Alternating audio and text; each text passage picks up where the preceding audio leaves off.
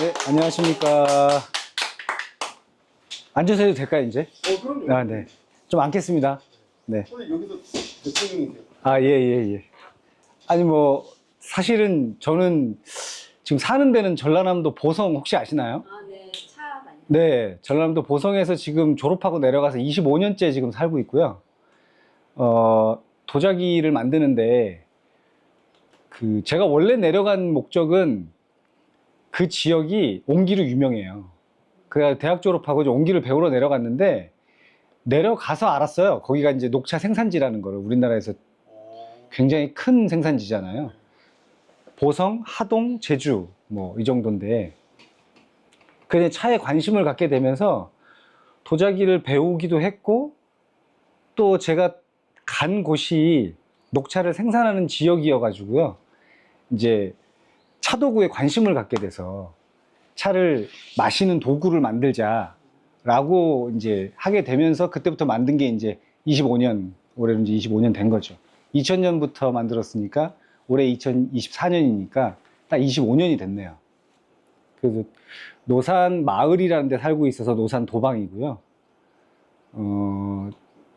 내려갈 때는 혼자 내려갔다가 거기 가서 또 같은 그 옹기 공장에 대학원 논문 준비하러 온 친구가 있었는데 그 친구를 만나가지고 거기서 결혼을 하면서 집도 짓고 아이도 낳고 그렇게 해서 지금 이제 거기서 살고 있는 도예가입니다.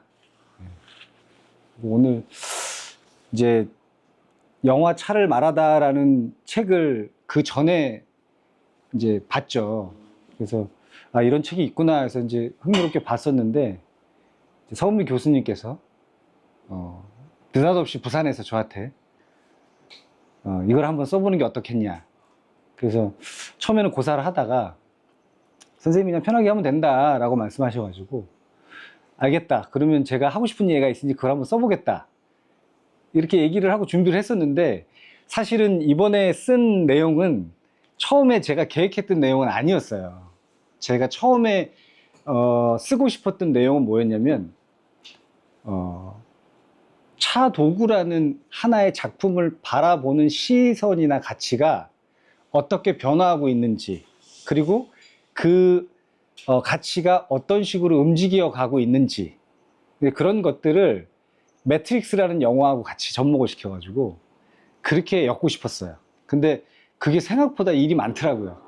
그래가지고 못 쓰고 있다가 이제 다시 박하사탕이라는 영화로 바꾸면서 그냥 제가 대학을 졸업하고 보성에 내려가서 25년 동안 차도구를 만드는 동안 우리나라에서 변해온 차와 차 도구에 관련된 문화가 어떻게 흘러서 변화해 왔는지 그리고 그 방향성은 맞게 가고 있는 건지 그리고 앞으로는 또 어떻게 변화해 갈 것인지에 대한 소견을 제가 경험한 것들을 토대로 해서 뭐 제가 무슨 뭐 역사학자나 무슨 뭐 인문학자가 아니기 때문에 제가 경험한 것들을 토대로 해서 이제 같이 영화하고 이렇게 잘 매치를 시켜서 쓰려고 노력을 했는데 어땠는지 모르겠어요.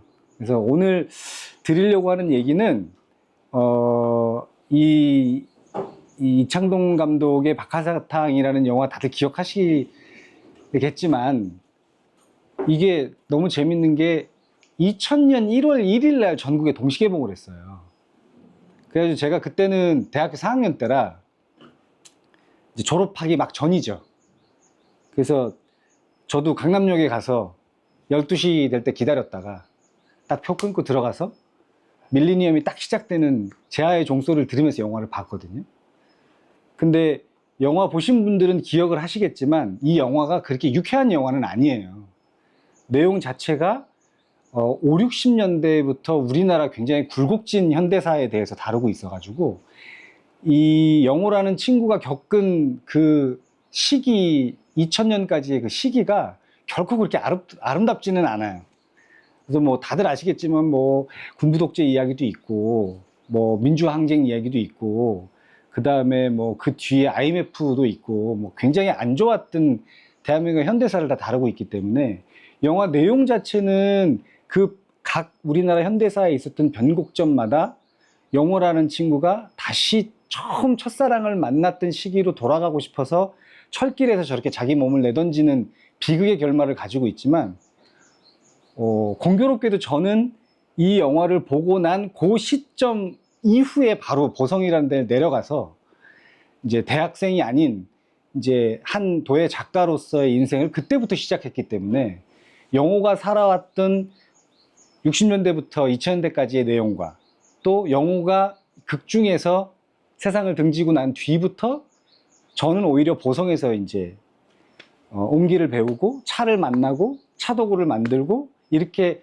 지내온 또 25년 동안의 변곡점들이 묘하게 이렇게 잘 엮어져서 이 극 중에 영호와는 달리 저는 사실은 그 이후부터의 제 작업이나 제 인생의 변곡점들이 사실은 굉장히 혜택을 많이 보는 쪽으로 변곡점을 맞이했거든요. 그래서 오늘은 제가 겪었던 그 이야기들을 통해서 현재 지금 우리가 마시고 있는 차나 차도구를 쓰고 있는 사람들의 어떤 취향이나 이런 것들이 어떻게 변화하고 있는지를 좀 설명을 드리려고 해요.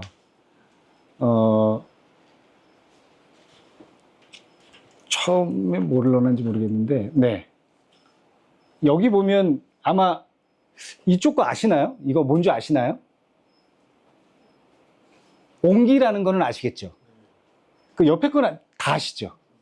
요즘 이거 우리나라에 모르시는 분들 없을 텐데. 다랑아리라고 그래가지고요. 백자 다랑아리라고 그래서 아마 우리나라 전 국민이 다 알 거예요. 그래서 제가 이 두 장의 사진을 제일 처음으로 넣은 이유는 뭐냐면, 다랑아리는 백자예요. 그리고 옹기는 우리가 도자기라는 용어 중에 자기 쪽에 속하는 게 백자고요. 도기 쪽에 속하는 게 옹기예요, 대표적으로. 그러니까 우리가 소위 위생작이라고 안 부르잖아요. 위생독이라고 부르잖아요. 그래서 도자기는요, 도기하고 자기는요, 흙으로 해서 불을 떼서 결과물을 얻는다는 것만 같이 모든 게 달라요.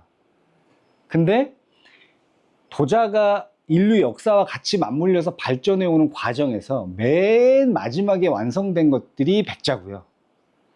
도기류는 그 전부터 낮은 온도에서 아주 저급한 방식으로 처음부터 시작되었던 그 발전 역사 속에 오래 아주 굉장히 백자보다는 저 멀리 떨어진 인류의 역사하고 같이 해요. 그러니까 어찌 보면 옹기는 아까 민속박물관 얘기했었는데 국립중앙박물관에 가면 옹기를 찾아볼 수가 없어요. 그 우리 소위 전국에 있는 박물관들을 가면, 국립박물관들을 가면 대부분 청자나 백자, 분청사기, 그 다음에 뭐 삼국시대 토기 이런 것들이 다 진열되어 있는데, 그런 이유가 뭐냐면 편년 자료로서 역사학자들이 그 시대를 반영해서 유추해낼 수 있는 유물이었을 때 역사적 고증이 필요한 가치로 인정을 받아서 박물관에 진열을 할 수가 있어요. 근데 옹기는 민초들이 썼던 하나의 그냥 생활도구였기 때문에 주로 민속촌이나 골동상 이런 데에 그냥 우리 주변에 늘 이렇게 있어서, 쉽게 얘기하면 백자는 다랑아리는 언제 만들었다, 어느 왕조 때 썼다, 뭐 이때 시대상이 어땠다 이런 거 다 유추해낼 수가 있지만 옹기를 가지고는 그런 걸 유추해낼 수가 없어요. 그래가지고 약간 다루는 태도 자체가 조금 달라요, 근본적으로. 그러면 제가 왜 굳이 백자를 하면 되지, 대학을 졸업하고 나서 우리 할머니 말씀대로 기껏 돈 들여서 대학 보내놨더니 그거 다 공부하면서 시골로 내려가서 또 옹기를 배우겠다고 가냐, 그렇게 얘기하셨는데도 불구하고 제가 왜 내려갔냐면, 제가 대학을 다녔던 시기가요, 제가 93학번이거든요. 삼수를 해가지고. 그때 90년대 초반에 들어가서 공부를 할 당시의 대학의 분위기는요, 다른 학과는 제가 정확히 모르겠어요. 근데 도예학과 같은 경우는 60년대에 대학에 처음 요업공예과라는 이름으로 도자기 관련된 학과들이 다시 생겨나면서, 그러니까 전쟁이 끝나고 나서 우리나라가 다시 이제 경제적으로 부흥을 하고 먹고 살 수 있는 방편이 마련되고 있던 시점쯤에 이제 다시 예술 분야의 학과들이 이제 대학에 나타나기 시작하는데, 그때 이제 도자기에 관련된 학과들도 서서히 나타나기 시작해요. 근데 그때 대학에서 도자 관련된 강의를 하시든 교육을 하시든 교수님들의 많은 분들이 너무나 당연하게도 선진 교육을 받았던 곳이 우리나라가 아니고요. 유럽이나 일본이나 미국이나 이런 곳에서 선진 교육을 받아서 그걸 학생들한테 가르쳐야만 했던 시기였기 때문에 제가 대학을 들어갔을 때 우리나라 도자의 우수성, 우리나라가 가지고 있는 도자의 전통, 우리나라 도자가 가지고 있는 아름다움, 이런 거에 대한 모든 견해와 모든 교육적인 어떤 그 커리큘럼이 우리나라 사람들로부터 발로된 게 아니라 우리보다 선진화되어 있던 나라에서 만들어 놨던 미감을 채용해서 우리가 그걸 들여다보고 아름다움을 찾는 시기였거든요.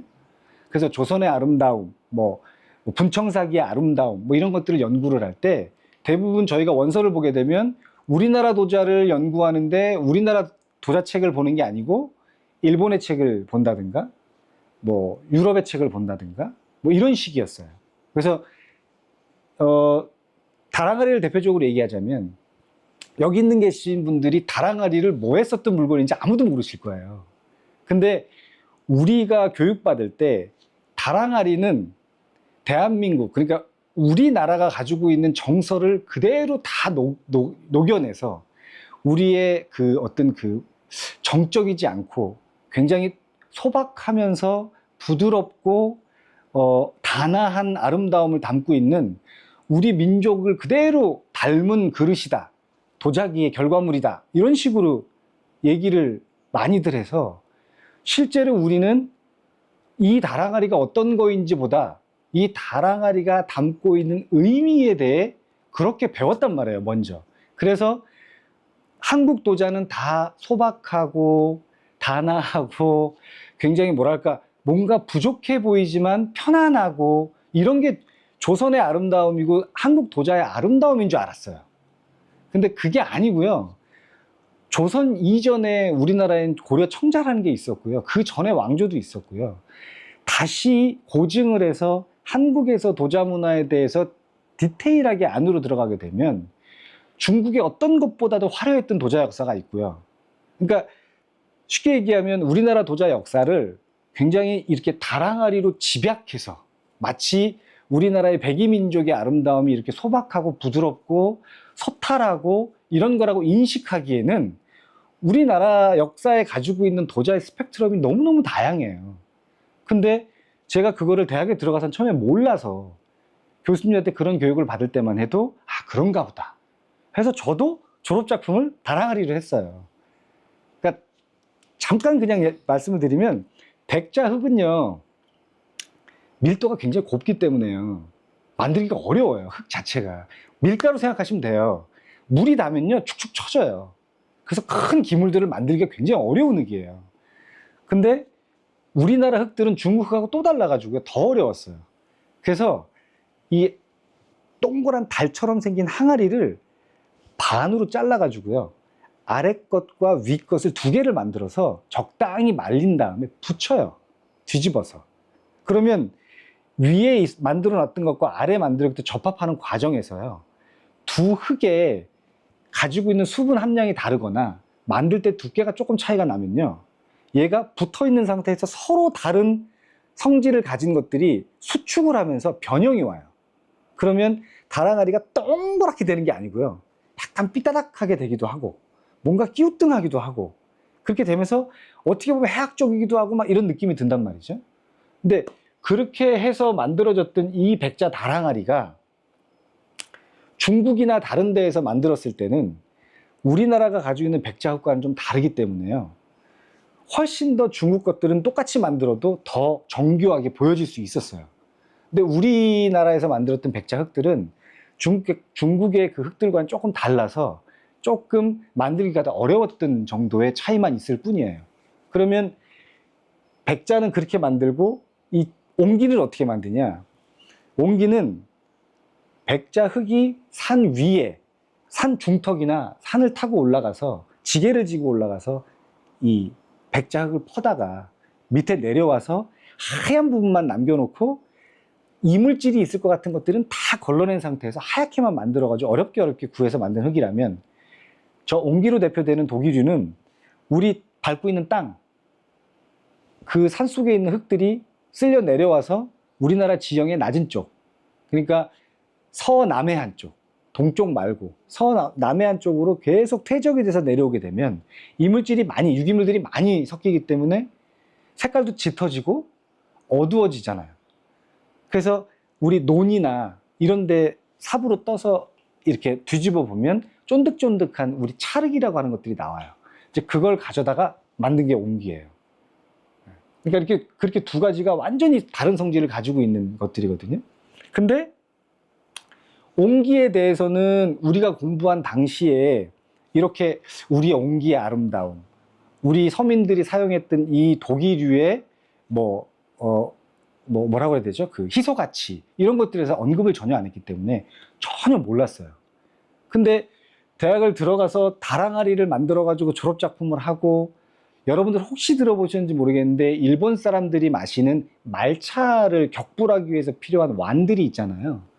그 뭐 조선시대 사발이라고 얘기들을 많이 하는데 그 완 이런 것들을 졸업 작품으로 많이 했단 말이에요. 그게 뭐 일본의 국보로 지정이 돼 있다. 뭐 일본의 차문화에서 일본 사람들은 이거를 뭐 경배한다. 뭐 이런 얘기 때문에 대단한 그 문화라고 인식해가지고 제가 대학 다닐 때 졸업 작품을 다랑아리나 사발들을 만들었었는데, 제 나름대로 공부를 해서 졸업 작품을 하고 난 뒤에 대학원을 준비하는 과정에서 돌아보니 제가 공부했던 책들, 제가 들여다봤던 미감들, 그런 것들이 우리나라 사람들과 연관된 게 아니라 다른 나라와 연관돼 있는 아름다움이 너무 많더라는 거예요. 그래서 안 되겠다. 내가 대학원은 나중에 갈 수 있지만 적어도 대한민국에서 도자기를 하기 위해서 내가 한국의 도예가라는 정체성을 찾으려면 그래도 아직 내가 살아서 숨쉬고 있는 이 시대에 적어도 그때부터 지금까지 이어져 오는 뭔가는 내가 배워놓고 내 정체성부터 확인해 놓고 도자기를 해야 되겠다. 그래서 찾게 된 게 옹기였어요. 그러니까 옹기를 찾으러 전국을 갔죠. 그러니까 아까 말씀드렸던 것처럼 서남해 쪽에 옹기 공장들이 많기 때문에 경기도부터 시작해서 목포, 울산까지 지금 다 있거든요, 옹기 공장들이. 거기를 다 돌아서 견학을 하고 결국은 정착을 한 게 보성 쪽에서 정착을 했는데, 보성 쪽에 정착을 하게 된 이유는 옹기를 만드는 기법이요. 전라도 호남 지방을 제외한 나머지 지역은 다 똑같아요. 그러니까 무슨 말씀이냐면, 흙을 큰 항아리를 만들어야 되는데 흙을 이렇게 한 번에 어떻게 할 수가 없잖아요. 그러니까 흙을 가래떡처럼 줄을 만들어요. 두껍게. 그래가지고 그거를 물레 위에다 올려놓고 코일처럼 감아요. 뺑글뺑글 감아가지고요. 그걸 높이 싼 다음에 그걸 두드려요. 그거를 막 안팎으로 도구로 두드리면 얘가 이제 얇아지면서 배가 나오면서 커지는 거예요. 근데 그런 형식으로 만드는데, 호남 지방은 유일하게 옹기를 만드는 방식이 코일이 아니고요, 판으로 만들어요. 그러니까 여러분들이 예전에 보셨는지 모르겠는데 그 할머니들이 이렇게 깨나 뭐 쌀가루나 이런 거 채에 걸러서 칠 때 보면 망이 밑에 있고 그 망을 잡아주는 옆에 이렇게 나무로 된 틀이 있잖아요. 그거를 이제 채 바퀴라고 그러거든요. 근데 꼭 전라도 옹기를 만드는 그 흙은 판을 만들어서 그걸 이렇게 바퀴처럼 감아서 꼭 두드리기 전에 모양이 채를 받치는 채바퀴처럼 생겼다 그래서 채바퀴 타령이라고 해요. 그래서 그거를 판으로 해서 쌓아서 만들어요. 근데 왜 그렇게 만들었는지는 제가 그 당시에 대장님들한테 다 여쭤봐도 몰라요. 근데 유일하게 전라도만 판으로 해서 옹기를 만들어요. 그래서 저는 그 옹기를 만드는 거를 배우고 싶었는데 기왕이면 나는 만드는 사람이니까 좀 더 독특한 기법을 가진 것들을 배우고 싶다. 그래서 경기도나 충청도나 경기도 경상도 쪽을 안 가고 호남 쪽에 가서 옹기를 배운 건데, 그 호남 쪽에서도 그 당시 제가 내려갔을 당시 2000년에 중요 무형문화재로 지정이 돼 있던 96호가 옹기장이거든요. 지정이 돼 있던 미려공기라는 데가 있어요. 근데 거기에 전수자로 계시던 분이 저희 대학에 대학원을 단 2년이 있어서 그분한테 부탁을 해서 이제 거기에 내려가서 옹기를 배우기 시작한 거죠.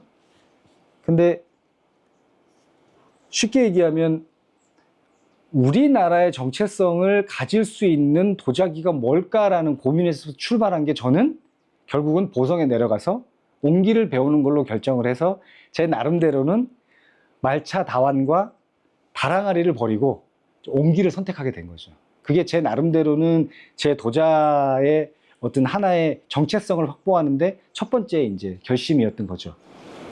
이게 자료 사진인데 저분이 실제 저 가르쳐 주셨던 분이에요. 지금 돌아가셨는데 여기 보시면은 이렇게 지금 판으로 돼 있죠.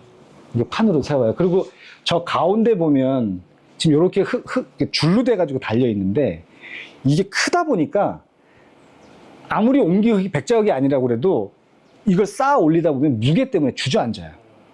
그러니까 가운데다가 우리 이 쥐불놀이 할 때 쓰는 깡통 있잖아요. 그 깡통에 숯을 넣어서요. 가운데다가 넣어요. 그러면 저 물레가 돌아가면요. 만드는 과정에 안쪽이 뜨겁기 때문에 흙이 말라요. 그러니까 이제 버틸 수 있게 되는 거죠. 그래서 그걸 부드레라고 그래요. 그래서 이거는 제가 옹기공장에서 공부할 때 겨울철에 가서 찍은 건데, 자료 사진을 찍은 건데, 지금처럼 아이폰이 있었으면 저 진짜 자료 엄청나게 가지고 있을 거예요. 근데 이때는 다 사진기를 가지고 인화를 했을 때여가지고 자료 사진이 많이 없는 게 너무 안타까운데, 이거를 처음에 공장에 딱 입구에 들어갔을 때 이 대장님이 이걸 만드신 걸 보고 제가 경악을 했죠. 이거는 진짜 꼭 배워야 되겠다. 이게 겨울철에는요, 안에는 뜨겁고 공장은 춥고 그 흙은 젖어 있고, 그러니까 이걸 만드실 때 보면, 멀리서 떨어져서 보면요, 이 항아리 겉에서 김이 무럭무럭 나요. 그러면 이게 한 1m가 넘는 사이즈거든요. 근데 정말 멋있어요, 보고 있으면. 그러니까 만드는 사람 입장에서는 꼭 배우고 싶은 욕구가 생기는 그런 형태죠. 이게 이제 제가 배울 때 당시예요. 저게 지금 그 장작가마는 아니고 이제 그 당시에도 가스가마를 썼었는데, 저 가스가마 길이가 가스가마임에도 불구하고 5m가 넘어요. 항아리를 떼야 되기 때문에 터널식으로 돼 있어서 이 대차를 기차처럼 안으로 집어넣었다 뺐다 해야 돼요. 그리고 나서 한 하루 이상을 떼야지 얻을 수 있는 거죠. 그 요 밑에 있는 장면은 옹기는 다른 거하고 달라서 재하고 흙만 가지고 유약을 만들어요. 그래서 색깔이 갈색이 나는 거예요. 그래서 재를 유약을 입히는 게 저런 방식이었고, 요거는 이제 건조하고 있는 장면이고요. 항아리들 저렇게 폭에서 햇빛에 저렇게 건조를 시켜요. 그리고 이거는 제가 공부했던 그 미력옹기 전경이고요. 저게 이제 가스가마를 쓰기 전에 옹기를 굽던 가마예요. 이 가마를 보시면, 자세히 보시면 앞에 아궁이가 있고요. 옆에 저렇게 구멍이 나 있잖아요. 저게 엄청 커요. 사람 키보다 조금 작아요. 그래서 큰 항아리를 갖고 들어가면 안쪽이 뻥 뚫려 있어요. 그래서 이 가마는 좀 작았는데, 옛날 가마 중에 진짜 큰 가마는요, 지게를 지고 들어갔다고 그래요. 옹기를 부어야 되기 때문에. 근데 이런 것들을 실제로 제가 사진으로만 본 게 아니라 현장에서 공부하고 배웠다는 게 저한테는 엄청난 혜택이죠. 요거 가기 전에. 네. 그렇게 해서 이제 옹기를 미력이라는 데서 한 3년 정도를 공부를 했어요. 이제 그러고 나서 대학에서 공부할 때와는 다르게, 대학에서는 이론도 공부해야 되고, 뭐 역사적으로 도자사도 공부해야 되고, 뭐 여러 가지 커리큘럼에 맞춰서 공부를 해야 되는데 반해서 이 옹기 공장에 가서 2년 동안은 눈만 뜨면 만드는 거예요. 그러니까 제가 대학 4년 동안 배운 기술보다 이 대장님들이 평생을 걸쳐서 4, 50년 동안 해오신, 반복적으로 눈만 뜨면 해오셨던 일을 그대로 배웠기 때문에 제가 옹기 공장 2년이 있을 때 배운 게 대학 4년 동안 공부한 것보다 수십 배는 더 많이 공부한 것 같아요. 흙에 대해서도 그렇고, 전체 도자의 과정에 대해서도 그렇고, 그리고 실제로 우리나라에서는 흙을 만지는 사람들이 어떻게 살아왔는지, 어떤 모습으로 지냈는지까지. 왜냐면 제가 미력옹기라는 데 내려갔을 때 나이가 29이었어요. 그러면 20대잖아요, 어쨌든. 근데 그 동네에 그 버섯 농사를 짓던 친구가 있었어요. 거기서 만났어요. 29살짜리 동갑내기 친구예요. 근데 그 친구를 어디서 만났냐면 예비군 훈련장에서 만난 거예요. 그 예비군 훈련장에 이제 면사무소 뒤에 산에 올라가서 이제 그 총을 들고 앉아서 이제 수다를 떠는데 궁금했나 보죠? 못 보던 사람이 있으니까. 그래서 너 여기 뭐 하러 왔냐 그러길래 아니 뭐 여차저차해서 옹기를 배우러 왔다. 그랬더니 깜짝 놀라면서 아니 왜 여기까지 그거를 배우러 오냐. 그래서 아니 이게 그만큼 이렇게 귀한 거다. 그래서 난 이 기술을 배워야 되기 때문에 지금 열심히 배우고 있다 그랬더니 이 친구 하는 말이 진짜 걸작이었어요. 자기가 초등학교 다닐 때요. 그 미려공기 제가 공부하고 있던 공장에 일하던 대장님들이나 그 일꾼들이 있을 거 아니에요. 그럼 그분들이 나이가 다 30대, 40대, 다 장년층의 인부들이었을 텐데 초등학생인 제 그 동갑내기 친구가 초등학생인 친구가 거기 있는 일꾼들을 부를 때 김씨, 이씨 불렀대요. 뭐 대장님, 뭐 누구님 이렇게 하는 게 아니고 그냥 옹기막에 있는 김씨, 뭐 이씨 이렇게 불렀다는 거예요. 실제로 신분이 천민 계급이었고요. 대장님들한테 막걸리 마시면서 들었던 내용도요. 옛날에 천주골박해 때 천주쟁이라 그래가지고 다 산으로 쫓겨나면 산속에서 먹고 살 방법이 없으니까 땔감하고 흙을 가지고 할 수 있는 게 그릇 만들어서 내다 파는 게 제일 용이했대요. 그래서 실제로 대장님들이 천주교인들이 많아요. 그래서 실제로 먹고 살기 위해서 했던 일이고요. 그러니까 우리가 문화로서 이해하기 이전에 무슨 어떤 뭐 예술적 가치로 이해하기 이전에 도자기라는 게 우리나라에서 정체성이 제가 이거 녹음이 들어가도 어떤지 모르겠지만 개인적인 생각으로 너무 안타까운 게요. 일본에서는 9대째, 10대째 장인 그러면 박수를 쳐줄 수 있어요. 근데 우리나라 분위기에서는요. 10대째 옹기를 만들었다 그러면 빌어먹을 집안이에요. 빨리 화이트 카라를 만들어야죠. 그래서 옹기를 해서 돈을 벌더라도 옹기를 시키는 게 아니고 아들한테는 공부시켜서 면석이라도 만들고 군 공무원이라도 만들든가 은행원이라도 만들어서 보다 나은 삶을 살게 해줘야 더 우리나라는 뭐라고 그러죠? 더 좋은 부모가 역할이. 근데 이런 천민 계급이었던 일을 부모로부터 자식이 9대째 물려받았다 그러면 우리나라에서는 환영받지는 못해요, 사실은. 지금에 와서 그렇게 얘기하지만. 그래서 실제로 우리나라에서 흙을 만지던 사람들의 대우가 그 당시에도 제가 내려갔던 그 당시에도 저하고 동갑내기한테도 계급으로 그렇게 불리워질 정도로 실제로 그런 현장을 제가 실제로 목격했다는 게 저한테는 충격적이면서도 뭐랄까요, 좀 약간 진짜 실제 모습을 봤다고 그래야 될까요? 네, 그런 경험도 저한테 가져다 준 아주 귀한 시간이었어요. 그 2년이라는 시간이. 그렇게 옹기 공부를 하고 나서 아까 잠깐 말씀드린 대로 이제 아내를 만나게 되고요. 그럼 이제 결혼을 해야 되고 이제 작가로서 이제 개인 작업을 해야 되는 시점이 왔을 때쯤에 우연치 않게 이제 이 옹기 때문에 온 보성이 녹차를 우리가 알고 있는 차를 생산하는 지역이라는 데를 알게 된 거예요. 그 이제 주말에 이제 공장이 쉴 때 데이트를 해야 될 거 아니에요? 근데 시골에서 어디 뭐 스타벅스도 없고 그 당시에는 아무것도 없으니까 이제 공장을 나오면 공장 트럭을 몰고 나와서 이제 데이트를 해야 되는데 그때 공장에서 멀지 않은 곳에 보성하면 다들 알고 있는 대한다원이라는 그 녹차밭이 펼쳐진 큰 그 다원이 있어요. 근데 거기를 이제 데이트를 하러 갔죠. 그러면 그 당시에는 거기가 일본 사람들이 그 당시에 만들어 놨던 그 다원이기 때문에 삼나무들이 많이 빼곡히 서 있고요. 그 안에 들어가면 분위기가 굉장히 좋아요. 그래서 거기에 들어가서 이제 1,000원을 내면 이만한 물병에다가 그 녹차하고 닭이를 주고 이제 우려 마실 수 있게끔 해줬어요. 시음을 할 수 있게끔. 근데 그때 마셨던 녹차가 세상에는 이렇게 우리나라에도 이렇게 아름다운 곳이 있고 전혀 이국적으로 느껴지는 이런 공간도 있구나라는 걸 그때 처음 알게 되면서 차에 관심을 갖기 시작하게 된 게 사실은 그 차도구를 만들게 된 처음 계기가 됐던 거였죠.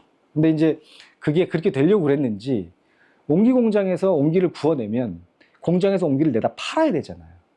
그러면 그거를 트럭에다가 한가득을 싣고 이제 부산이고 대구고 뭐 서울이고 어디 이제 배달을 가요. 그럼 이제 제가 젊었으니까 제가 배달을 가겠다.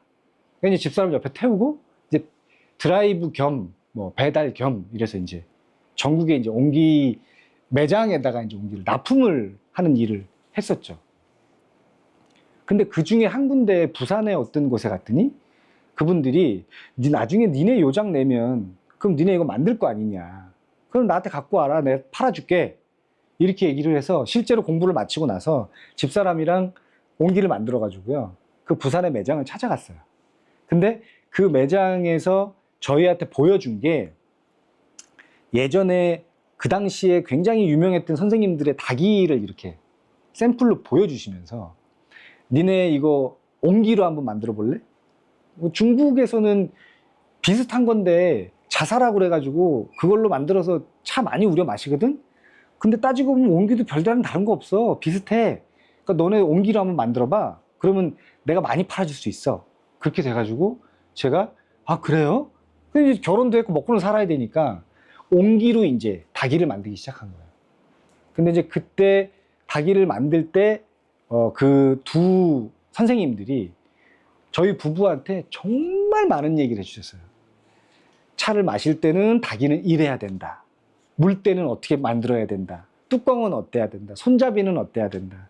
무게는 어때야 된다. 뭐 그런 것들부터 디테일하게 막 밤새도록 뭐 보이차부터 시작해서 녹차, 백차, 청차 다 내주면서 그렇게 소위 트레이닝을 많이 시켜주셨었죠.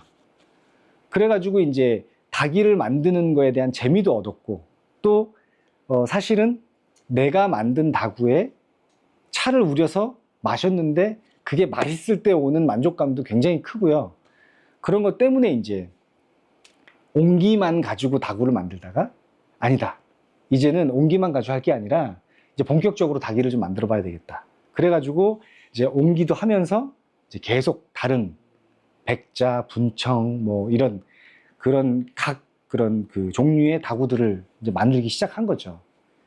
그래서 막상 다구를 이제 만들기 시작하기는 했는데 2000년대 초반 정도였겠죠. 2003년, 4년 이때쯤이니까.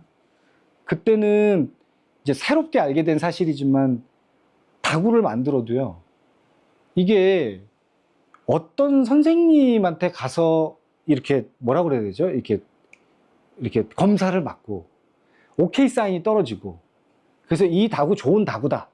그래가지고 그 문화생들한테 그 선생님이 다 좋은 다구라고 알려주고 이 작가 잘 만드는 다구니까 니네 사다 써라. 이렇게 해야만 작가로 인정받을 수 있는 시기가 있었어요. 그게 너무 제 입장에서는 일단 만들어 놓으면 다구를 먼저 봐주셔야 되는데 그러지가 않고 너 누구한테 배웠냐?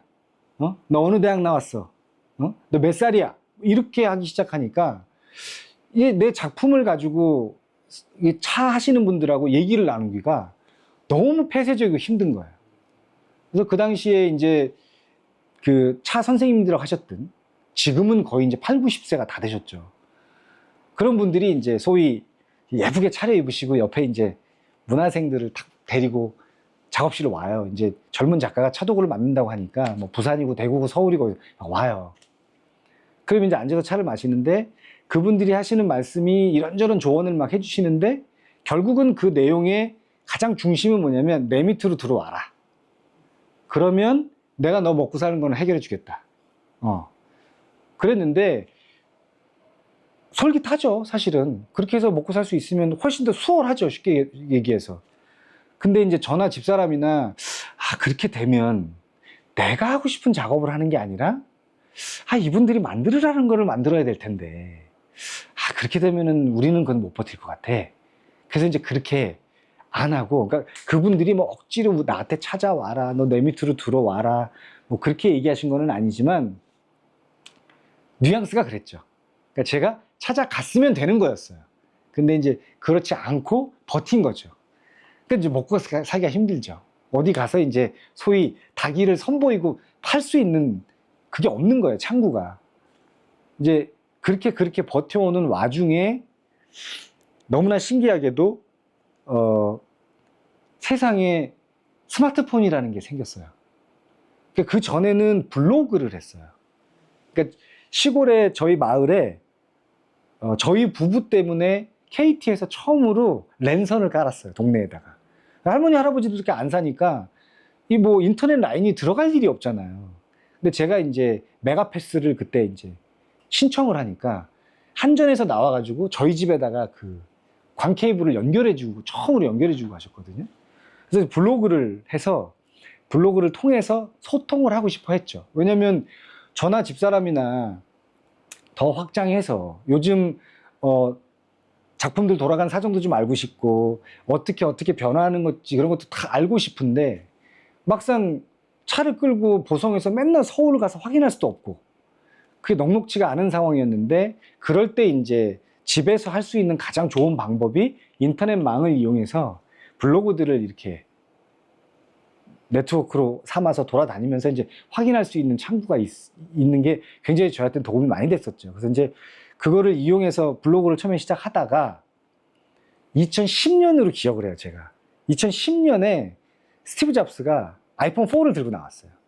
근데 그 당시에 가격이 저희 같은 이렇게 젊은 도예가들 입장에서는 가격이 만만치가 않았어요. 그거를 요즘처럼 무슨 약정 할인 뭐 그래가지고 뭐 한 달에 얼마 뭐 그렇게 쓸 수 있는 형편도 아니고 그걸 목돈으로 사야 되는데 하나에 150만 원씩 하는 핸드폰을 집사람 거하고 제 거하고 스마트폰을 두 개를 300만 원 주고 산다는 건 굉장히 어려운 결정이었는데 안 되겠다 싶어서 저랑 집사람이랑 그걸 하나씩을 샀죠. 근데 아이폰이 생기면서요, 진짜 우리가 지금은 상상도 못할 정도로 변했어요. 그러니까 보성이라는 데가 서울에서 멀다, 고립돼 있다, 그리고 소통이 힘들다, 이런 게 당연시되는 시기였었는데 아이폰이 손에 딱 들어오는 순간 그런 게 다 깨졌어요. 근데 그게 뭐 서울 쪽뿐만이 아니라 전 세계하고도 그게 다 일순간에 다 그냥 플랫해져 버렸기 때문에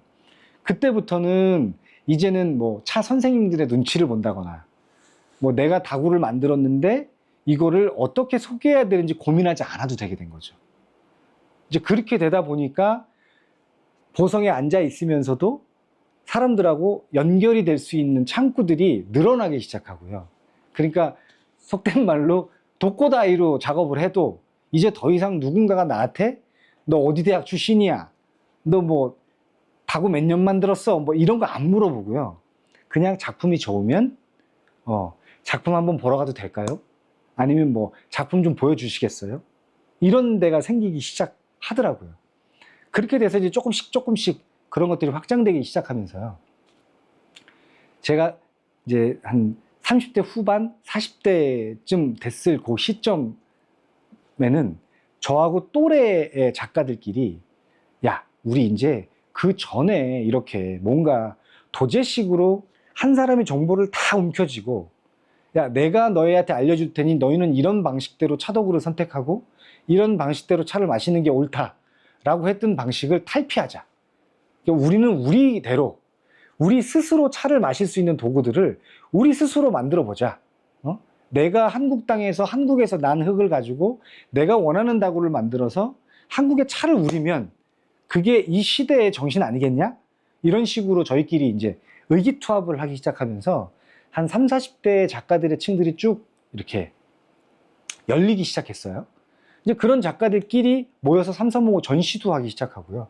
인사동이랄지 뭐 아니면 차나 차도구와 관련돼 있는 어떤 그런 뭐 그 찻집 내지는 뭐 요즘 말로는 티하우스 뭐 이런 곳들, 그런 곳들하고 연결이 돼서 이렇게 전시를 막 하기 시작하고 그러면서 조금씩 그런 것들이 개선돼 나가고 있었는데 어느 순간 놀라울 정도로 이 연락 오는 층들이 60대에서 50대, 40대, 30대, 20대, 10대까지 내려가는 거예요.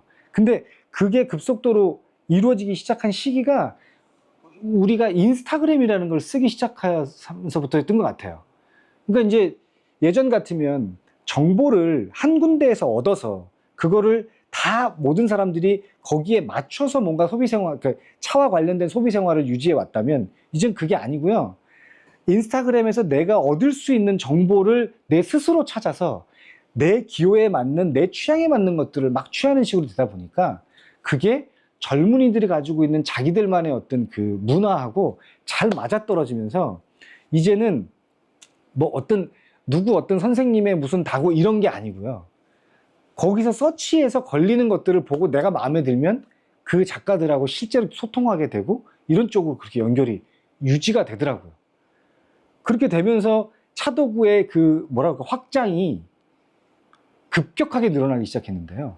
그렇게 되면서 대학을 갓 졸업한 이제 뭐 전통문화대학이나 서울대학교나 뭐 이런 예전 같으면 사실은 뭐 이렇게 차도구 쪽이나 뭐 이런 실생활 용기를 만들지 않았던 도예 학과들의 학생들도 졸업과 동시에 차도구를 만드는 작가들이 많이 늘어나게 된 거예요. 그러니까 지금 현재도 20대에서 30대 초반 작가들이요, 활동력이 어마어마해요. 진짜 어마어마하게 늘어났어요. 그래서 지금은 이 차도구를 선택하는 사람들의 그 선택의 폭이 스펙트럼이 굉장히 넓어졌거든요. 그래서 굉장히 넓어지고 다양해졌어요. 근데 그렇게 된 게 저희 입장에서는 처음에는 너무너무 좋았죠. 왜냐면 제가 대학을 다니면서 공부했던 당시부터 또 보성에 내려가서 차도구를 알리고 내가 차도구를 만드는 작가라는 걸 소개하는 데까지의 시간이 너무 오래 걸렸고 힘들었었는데, 그런 과정들이 싹 사라지고 어떤 도에 가더라도 졸업과 동시에 내가 차도구를 만들기만 하면 언제든 작가로 데뷔할 수도 있고, 그 작가로 데뷔하기 위해서 필요한 조건들도 아무 의미가 없어지고, 뭐 어느 대학 출신, 몇 살이냐, 성별이 뭐냐, 어느 지역 작가냐, 이런 것들 아무것도 묻지도 않고 그냥 내가 좋으면 선택하는 쪽으로 되다 보니까 그런 저변을 넓히는 쪽으로는 굉장히 좋아졌어요. 근데 이게 작용이 있으면 반작용이 있다고요. 요즘에 와서 이제 제가 한 25년 정도 가까이 차도구를 만들면서 요즘에 와서 드는 생각은, 제가 대학 다닐 때 어렵게 공부했던 게 싫어서 요즘처럼 된 게 반가웠던 시기가 있었는데, 그렇게 돼서 다양하게 옆으로 넓게 펼쳐진 그런 저변들이 지금에 와서 생각해 보면 작가들이 이제는 소비재가 돼버렸어요. 그러니까 내가 작가로서 어떤 목소리를 담아서 내 정체성은 뭐고, 나는 어떤 다구를 만들어서 어떤 작품 세계를 사람들한테 알리고 싶다라는 과정이 자연스럽게 이렇게 시간이 누적되면서 흘러 들어가야 되는데, 그럴 시간이 없고요. 일단 찾는 사람들이 많아지니까 계속 만들어내야 되는 거예요. 이제 그렇게 되면 어떻게 되냐면, 내가 만들고 싶은 걸 만드는 게 아니라 잘 팔리는 거를 만들게 되는 거죠. 그러면 잘 팔리는 것들의 그 수가 늘어나게 되니까 당장은 좋을 수 있어요. 근데 그 시기가 20대가 되고 30대가 되고 40대가 흘러가게 되면 나로부터 시작돼서 내 작품의 목소리가 담긴 것들이 나오기 시작하는 게 아니라 찾게 되죠. 요즘 유행은 뭐지?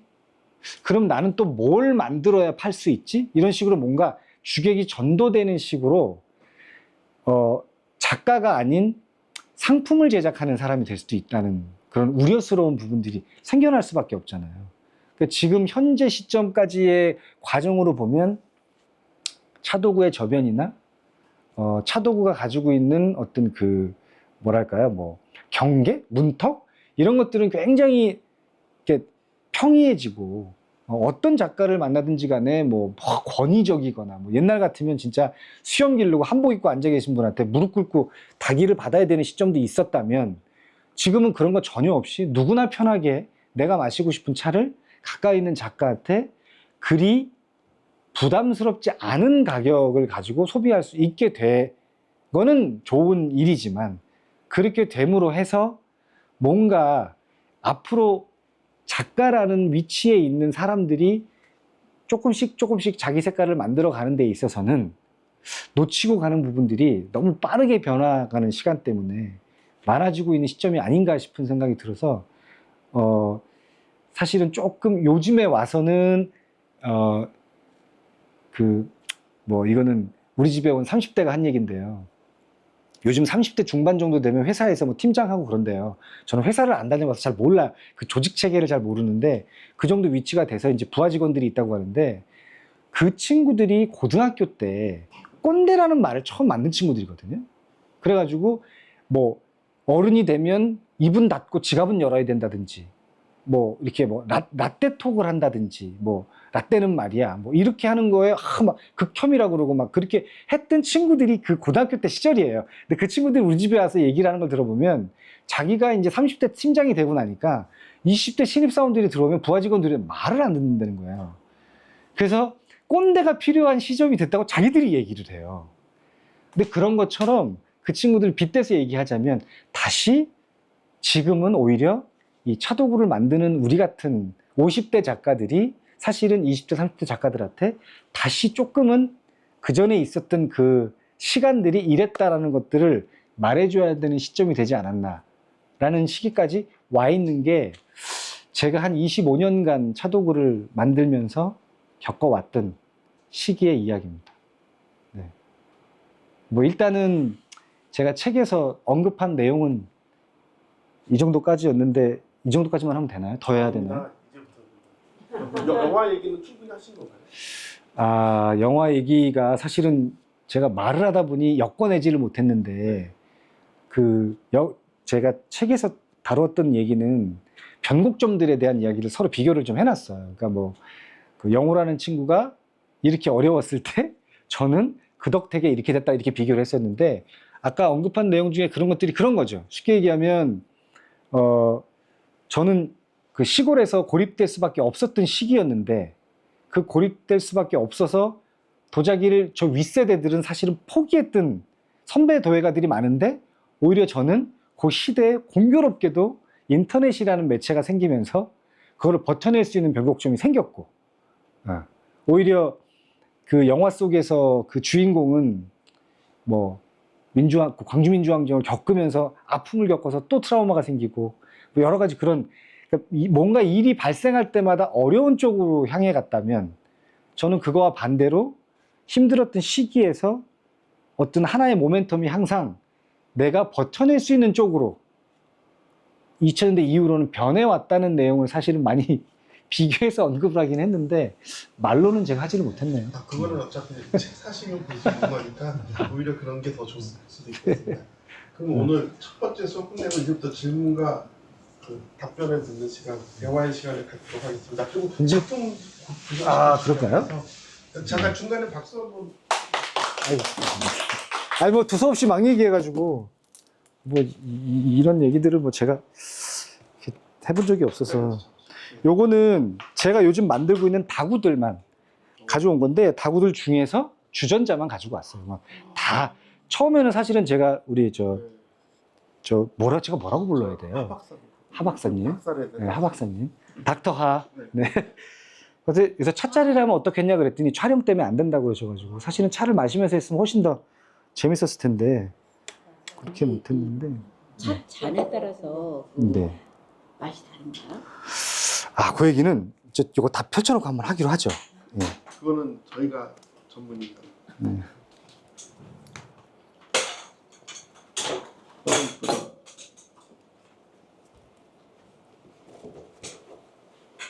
얘는 얘도 네, 다 도자기입니다. 도자기예요. 네, 얘도? 네, 이거요? 네, 다 설명드릴게요. 네. 아. 이렇게 되는구나.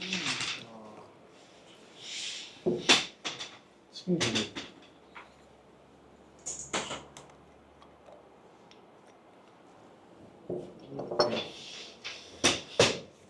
얘는 유약을 좀 많이 받는.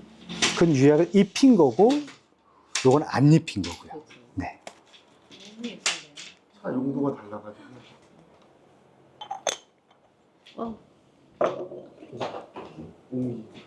그렇죠. 네. 그런 것들을 좀 설명을 드리려고 나름 종류별로 생각해서 가지고 왔어요.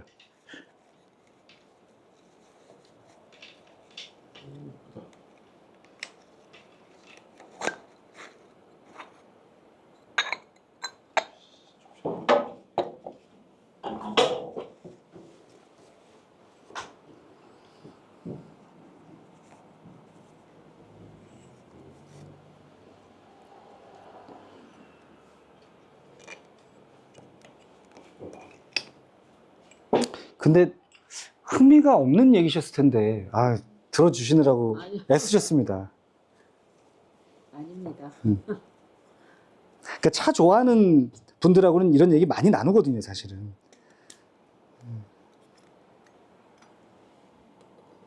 근데 네. 신기한 거는 이 주전자에 자석으로 그렇고 위스키 타서 먹으면 더 맛있어요. 맛있죠. 네. 아니, 차만 맛있게 해주는 게 아니에요. 음료는 다 맛있게 해줘요. 아니 근데 차 종류에 따라서 이 독이 달라지나요? 네, 그렇긴 합니다. 그런데 제가 저기 일반인들 모시고 오느라고 아, 저 아니 그래서 이게 흥미로우실려나 걱정을 했어요. 여기 앉아서 얘기해도 되나요, 네. 이제? 그렇죠? 그러니까 아까 이제 도자기 얘기가 사실 더 재밌어요, 사실은. 그러니까 대표적으로 다랑아리랑 제가 얘기를 했잖아요. 요거랑 요거만 일단 비교해 놓고 보실게요. 이렇게 세 개만.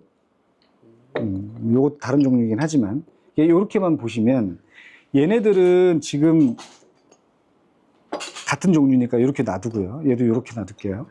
그러면 얘부터 얘가 우리가 알고 있는 분청삭이에요.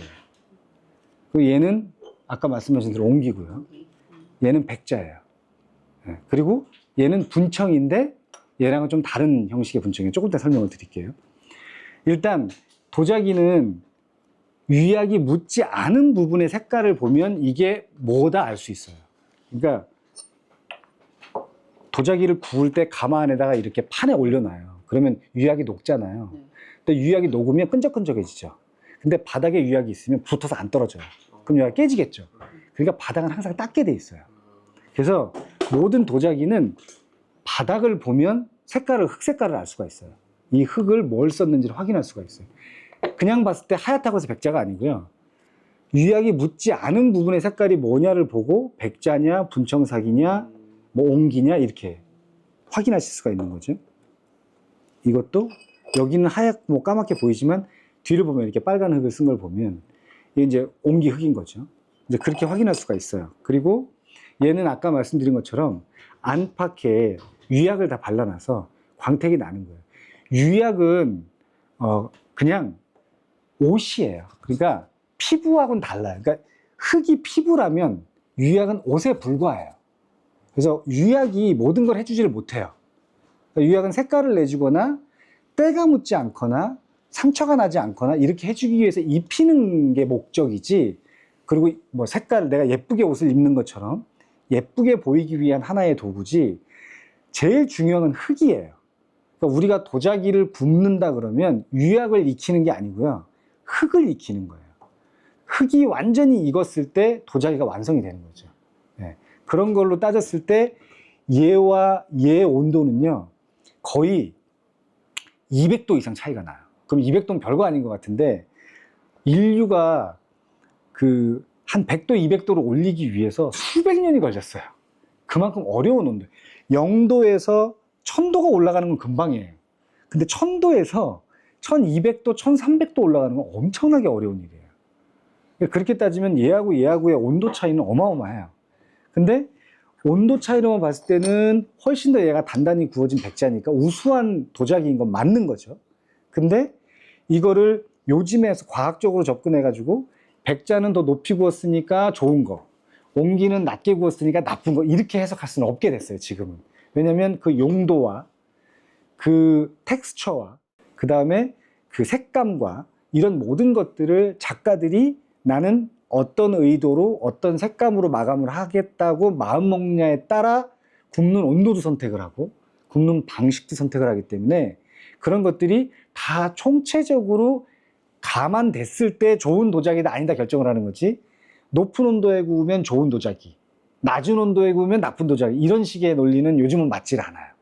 근데 이제 과학적인 접근에서 이 도자기가 발전해온 과정으로 본다면 도기가 백자보다 훨씬 먼저 있었고 도기보다 백자가 훨씬 우수하게 만들어진 도자기는 맞죠. 네, 그 과학적인 그 기법의 과정에 있어서는 그게 맞아요. 기술적인 부분에 있어서는. 그래서 요게 백자고 요게 옹기고요. 대표적으로 도자기예요, 두 개가. 그러면 분청은 뭐냐? 이 흙 색깔이 여기 보면 유약이 안 묻은 부분이 까맣잖아요. 그러면 얘도 이 흙이라는 얘기예요. 이 흙에다가 백자흙을 입혀놓은 거예요. 그러니까 분청사기 분이요. 우리 파우더, 파운데이션. 그 분이에요. 그래서 분을 입혀놨다고 해서 청자흙으로 만든 그릇에 분을 입혔다 그래서 분청자예요. 그럼 왜 분청자를 만들었냐면요. 얘를 얘처럼 보이게 하려고. 하얗게 보이게 만들고 싶어서. 분칠을 해놓은 거예요. 더 예쁘게 보이고 싶어서. 근데 얘하고 얘하고는 근본적으로 어떻게 차이가 나냐면 이 흙이 가지고 있는 온도가 있잖아요. 그럼 얘는 낮다고 그랬잖아요, 온도가. 근데 백자는 높다고 그랬잖아요. 그러면 얘 안에 있는 흙은 이 흙이에요. 겉에 바른 흙은 이거예요. 그러면 녹는 온도가 다를 거 아니에요, 두 개가. 그러면 아까 제가 말씀드린 대로 흙이 녹은 게 진짜 도자기라고 그랬잖아요. 그러면 이 안에 있는 분청 흙은 다 녹았어요. 그래서 땡글땡글해요. 근데 이 분청 흙이 녹는 온도 가지고 백자를 녹이니 얘는 안 녹았을 거 아니에요. 이 온도까지 안 갔으니까. 그러니까 분청은 쓰면 이 사이에 물이 배는 거예요. 흙하고 분하고 유약하고 세 겹이 돼 있잖아요. 얘는 다 두 겹이에요. 근데 얘는 세 겹이 돼 있잖아요. 그러니까 여기다 물을 부으면, 지금 물 부으시면요, 여기가 뽀글뽀글 기포가 생겨요. 물자국이. 한번 넣어보세요. 아까 저기 다른 거 있어요. 이게 다른 거. 조금 지나고 보면요, 이게 물자국이 생겨요. 그릇에 네. 몽글몽글하게 이렇게 기포 들어가는 자리가 생겨요. 나중에 여기 보이시나요? 네. 여기? 예. 근데 그게 분청사기가 가지고 있는 가장 치명적인 단점이에요.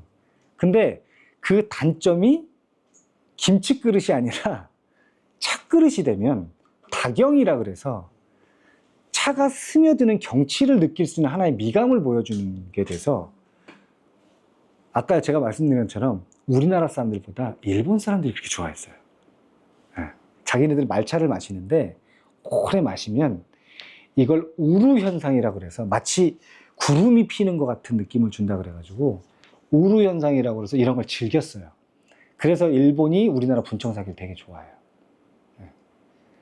예. 분청사기는 그런 특징이 있고요. 그러니까 분청사기는 이런 옹기흙에 가까운 어두운 태토에 흙에 하얗게 분을 발라서 그 위에 유약을 입혀가지고 구운 거잖아요. 그럼 이제 분청사기예요. 흙, 분, 유약 이렇게 돼요. 그럼 얘는 뭐냐? 똑같이 분청이거든요. 얘는 흙, 유약, 분청이에요. 유약을 먼저 네네네. 이거는 테라시질레타라는 기법을 가지고 있는 그 기법인데요.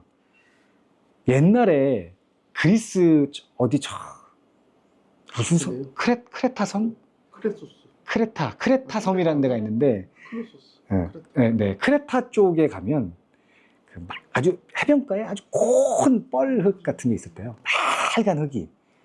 근데 옛날에 유약이라는 게 인류한테 없었을 때, 그렇게 높은 온도에 유약을 이렇게 구워낼 수 없는 시기에 그릇에다가 물을 담으면 질질 새는 거예요. 그러니까 이제 그거를 조금이라도 오래 써보려고 그 사람들이 그 흙에다가 그 크레타 섬에 있는 고운 앙금처럼 가라앉아 있는 아주 고운 미세한 흙을 겉에다 발라가지고 그걸 열심히 문질러서 광을 냈대요. 그럼 이게 바짝바짝 하면서 그 거친 흙 사이로 다 그 미세한 흙이 들어가면서 방수 효과를 냈대요. 그래서 한때 그렇게 썼던 기록이 있어요. 유물들도 있고. 근데 그게 이제 유약이라는 게 만들어지면서 사라진 거죠. 그 힘든 과정을 할 필요가 없어진 거잖아요. 유약만 입혀놓으면 되는데. 네. 그렇게 되니까 없어진 기법이었는데 나중에 이제 그 현대에 와서 현대 도예가들에 의해서 그 당시에 썼던 기법들이 너무 아주 재미난 마띠에르를 많이 만드는 거를 알고 다시 거기다가 이 구워진 도자기 위에다가 그 테라시질레타라고 하는 아주 고운 앙금이 있는 흙을 가져다가 겉에다가 입힌 거예요. 그래서 불을 떼서 유약까지 까맣게 발라서 떼요. 그러면 흙이로 된 도자기가 나왔죠. 그 위에다가 흰색 흙물을 발라요. 그래서 그걸 문질러요. 그래서 여기다가 안착을 시켜요. 유약을 발라도 이게 안착이 돼요? 네. 이 흙이었을 때만 돼요. 그 미세한 입자로 가라앉힌, 그러니까 맨 가라앉힌 건 비중이 무겁기 때문에 안 돼. 그렇죠. 그래서 그거를 발라서 그냥 놔두면 떨어지고요. 구워요. 800도로 구워요. 그러면 여기 완전히 안착이 돼요. 그러니까 분청이랑 똑같은 방식이긴 한데 순서가 반대인 거죠. 네. 그래서 요거는 테라시질레타라는 기법을 적용한 다구고요. 대신에 그러면 맨 겉에가 유약이 아니라 흙이잖아요. 그러면 이 흙이 뜨거운 물이 닿으면 우리 마른 날 갑자기 비 오면 바닥에서 흙냄새 나잖아요. 그런 거하고 똑같이 흙냄새가 나니까 안에다까지 적용은 못하고 텍스처를 위해서 바깥에다만 적용을 하고 안쪽은 그냥 흙이에요. 흙에서도 흙냄새 나잖아요. 흙에서는 나죠. 근데 아까 제가 말씀드린 대로 백자가 가지고 있는 온도까지 구워지면 흙냄새가 안 나요. 그때부터는 흙이 아니에요. 그때부터는 돌이에요, 그냥. 그러니까 옹기도 마찬가지예요. 옹기가 자기가 받아야 되는 그걸 도자기 용어로는 소결점이라고 그러는데 그 온도까지만 딱 떼지면 흙냄새가 안 나요. 네. 근데 분청에서는 왜 그런 흙냄새가 나냐? 아까 말씀드린 대로 백자가 안 녹아서 그래요. 네. 근데 요즘은 흙도 좋아지고 재료도 좋아지고 기술도 좋아져가지고요. 옛날하고 다르게 분청 삭인데 옛날만큼 흙냄새가 많이 안 나게끔 만들 수가 있어요. 그래서 요즘은 분청삭을 오히려 많이 써요. 사기는 친 거예요. 옛날에는 떼는 방식이요. 연료가 나무밖에 없었잖아요. 그러니까는 이 소나무를 장작가마 떼는 거 한번 보신 적 있나요? 네. 네. 진짜 막노동이에요. 이게 밤새. 김씨 이씨라는 소리를 들을 수밖에 없는 게 공부해서 그 짓을 할 이유가 없어요. 너무 힘든 과정이기 때문에 옛날에 안 하려고 했던 일이죠. 그러니까 도살업하고 그릇 만드는 일이 제일 천민계급이었다고 그러잖아요. 그러니까 그렇게 어려운 일이거든요. 근데 그 나무를 넣어서 온도를 1200도, 1300도 백자 굽는 데까지 올리려면요. 진짜 입에 단내가 날 정도로 힘들어요. 그러니까 그렇게 하기가 힘들었을 때 분청을 했을 때는 온도가 거기까지 못 가면 흙냄새가 나는 거죠. 근데 요즘은 연료가 좋아져서 나무를 쓰다가 조금 지나가지고 벙커CU를 쓰다가 벙커CU가 너무 냄새가 많이 나고 끓음이 많이 나니까 그거를 석유로 썼다가 그것도 뭐라고 그러죠? 배기가스가 많이 나오니까 다시 이제 가스로 썼다가 LPG 가스로 그것도 일산화탄소가 나온다 하니까 요즘은 전기를 쓰거든요. 네. 그러니까 그게 왜 가능하냐면 도자기는 불로 익히는 게 아니에요. 열로 익히는 거예요. 그러니까 장작가마를 떼면요. 독 짓는 늙은이에 그런 게 나오잖아요. 사람을 홀리는 불 색깔이라고 그러잖아요. 그러니까 도자기가 익는 불 색깔은 흰색이에요. 눈이 부셔서 못 쳐다봐요. 눈이 부셔가지고 이렇게 약간 우리 용접할 때 나는 그 색깔처럼 흰색 불이 나는데 그게 이렇게 사람을 홀린다고 그러거든요. 그러니까 그 온도까지 올려야지만 그 가마가 달궈지기 시작해요. 그러면 그 가마에 복사열이 나와서 그릇 전체에다 영향을 주면 그때 그릇이 익는 거예요. 그러니까 쉽게 얘기해서 우스갯소리로 도자기를 하나 갖다 놓고 우리 바베큐 할 때 쓰는 가스 이거 튀는 거에 토치 여기다가 일주일을 갖다 떼고 있어도 안 녹아요. 그렇게 불로 녹는 게 아니에요. 그러니까 가마를 꽉 채워서 그 안에 열이 꽉 찼을 때 그 열의 에너지가 가마를 녹이는, 그러니까 그 그릇을 녹이는 온도가 됐을 때 비로소 이제 그릇이 녹기 시작하는 거거든요. 그래서 요즘은 전기를 이용해서 열을 그만큼 올릴 수 있게 됐기 때문에 분청사기도 완성도 있게 만들 수가 있게 된 거죠. 그리고 마지막 나무 떼는 게 제일 좋다고 장작. 근데 그런 게 아니네요. 그것도 제가 아까 언급했던 내용 중에 약간 이제 잠깐 짧게 얘기할 수밖에 없는 내용이지만 우리가 배웠던 사실들 중에는 이게 다른 분야는 안 그런데 이 도자기와 이 공예 쪽은 약간 인문학적 요소가 잘 스며들어가기 때문에요. 이게 코에 걸면 코걸이고 귀에 걸면 귀걸이가 너무 많아서 막 별것도 아닌데 멋지게 만들 수 있고요. 진짜 좋은 건데 이게 지금 약간 취급을 못 받을 수도 있고요. 그러니까 이게 소성 기법이라는 건 자연스럽게 나무를 쓰다가 아까 말씀드린 대로 전기까지 온 건데 만약 예를 들어서요. 그냥 쉽게 설명해서 로얄 코펜하겐이라는 그 비싼 도자기를 우리가 굽는데 나무가 제일 좋은 연료면 지금도 나무를 굽겠죠. 그렇잖아요. 근데 그렇지 않거든요. 가장 최신 설비의 가장 과학적인 방식으로 구워내거든요. 완성된 도자기를 만들기 위해서. 그러니까 그것도 완성된 도자기인 거고요. 장작가마로 구워내는 나무가 연료인 가마에서 구워낸 도자기도 멋있는 도자기인 거예요. 그걸 같은 선상에서 놓고 다른 미감으로 바라봐야지 우열을 가리는 건 정말 어리석은 일이에요. 예. 그리고 사실은 우리가 박물관에서 보고 있는 뭐 상감청자니 뭐 다랑아리니 뭐 분청사기 뭐니 뭐 이런 여러 가지 유물들이 있잖아요. 뭐 극찬을 받는 국보로 지정이 돼 있는 그런 것들을 보면 완벽해요. 그거를 가져다 놓고 이건 장작가마로 껐으니까 이렇게 요변이 있고 이렇게 자연스럽고 이런 말 하지 않아요. 그 당시 우리 조상들은요, 이 나무라는 연료를 가지고요, 지금보다 더 완벽한 청자를 만들기 위해서 최대한의 노력을 다했어요. 그러니까 지금 요변이라는 게 생겼기 때문에 이게 더 멋진 거다라고 얘기하는 건 감히 얘기하는데 나는 불을 못 뗀다라는 걸 자인하는 결과일 수도 있어요. 옛날 같으면 그 어려운 청자를 상감해서 만들어 놓고 불을 뗐는데 그 중에 반이 요변으로 나왔다? 근데 그걸 왕한테 쓰라고 줘요? 목 날아가기 딱 좋죠. 그렇게 할 수 없죠. 그러니까 완벽한 그릇이 나오게 만드는 게 사실은 도자기의 가장 높은 경지인 거예요. 근데 요즘에 와서는 이제 사람들이 가지고 있는 미감이 너무 완벽한 거, 너무 정형화된 거, 이런 것보다는 난 좀 부족하지만 이렇게 좀 뭔가 일그러지고 뭔가 좀 나를 닮은 듯하고 막 이런 약간 인문학적인 뭔가 감성이 거기에 이렇게 스며들었을 때 오는 그런 아름다움도 충분히 느끼는 시대가 됐기 때문에 그런 거에 비싼 값어치를 입히는 건 인정할 수 있지만 마치 그게 더 좋은 도자기인 것처럼 얘기하는 건 잘못됐다는 거죠. 네. 그렇게 얘기하면 안 되죠. 나는 이게 더 좋아. 아, 네, 그렇게 들어요. 그러니까 그게 잘못된 그런 견해들이 많아요. 그러니까 한 일화를 말씀을 드리면 제가 한 15년 전쯤에요. 태어나신 진주. 네. 진주가 굉장히 고지식한 지방이에요. 특히 문화예술 쪽으로는요, 절대 안 바뀌어요.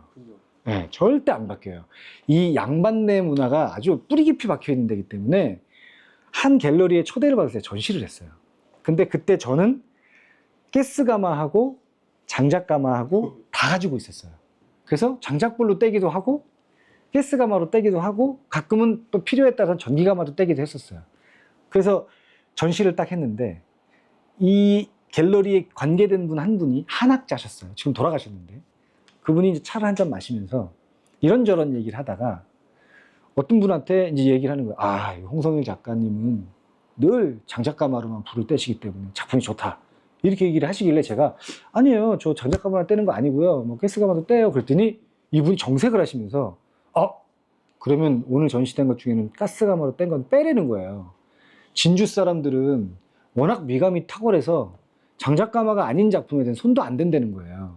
그래서 제가 좀 욱했지만 그 전시를 파토를 낼 수는 없기 때문에 그러면 선생님 저한테 이따가 작가하고 대화를 할 수 있는 시간을 잠깐 마련을 해주시고 선생님이 저한테 질문을 한번 해주셔라. 소송 기법에 대해서 어떻게 생각하냐. 그러니까 장작가마나 다른 소송 방식에 대해서 어떻게 생각하는지 저한테 얘기를 좀 해달라. 그렇게 부탁을 드렸더니 그렇게 하마 하시길래 실제로 모여가지고 다과를 마시면서 먹으면서 얘기를 한 거예요. 그래서 쭉 얘기하는데 그분이 질문을 했어요, 저한테.